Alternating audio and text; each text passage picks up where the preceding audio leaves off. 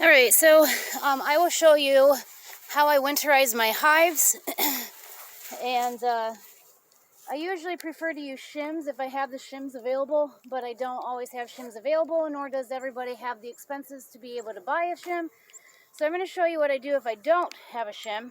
I already went through this hive, and they have very low stores down here, but they still have some brood, and some stores here, but this is filled, and then they only have a couple frames. So I know it looks like a lot of boxes, but I'm going to leave it like this because they don't have enough stores down here that I would count as, for winter. So I'm going to leave these 2 additional boxes. I can take this off in the spring if they haven't touched it and, use it for myself. But I'd rather have it on there just because they don't have many stores in the bottom. So what I am going to do, I probably don't really need my smoker, but I'm just going to take a piece of newspaper and I'm just going to lay it right here on top of this, completely open, so there's no inner cover or anything. And I'm going to take a medium box and I'm just going to set it right up here. And then I'm going to take some sugar. And I will show you, but I'm probably going to fill it about 1.5 inches up, maybe up to 2 inches of sugar. And this is just white sugar. And the reason that I do white sugar is, one, I have a lot of hives, so it's very simple and quick for me to do this. And then the other is that it becomes an absorber. So any moisture in this hive, the sugar will actually help absorb it, and it becomes like a fondant by next spring.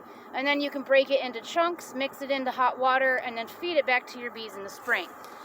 The other thing that I have been doing as well is I take an old pillowcase and I fill it with some pine shavings. So I got pine shavings at TSC, but you can see how much I have. Not a huge bag, but and this will also become a moisture barrier absorber as well.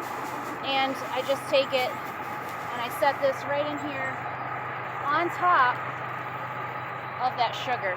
And so now my bees are winterized. What I will do though is I will take my inner cover, because it has this hole up here, and I'm going to put it upright so that it doesn't give direct access to the hive. It is a hole up above the sugar so I don't entice a bunch of robbers.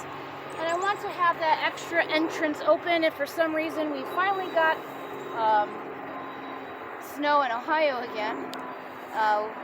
We would want to make sure that there was room for the bees to get out up here instead of just down there.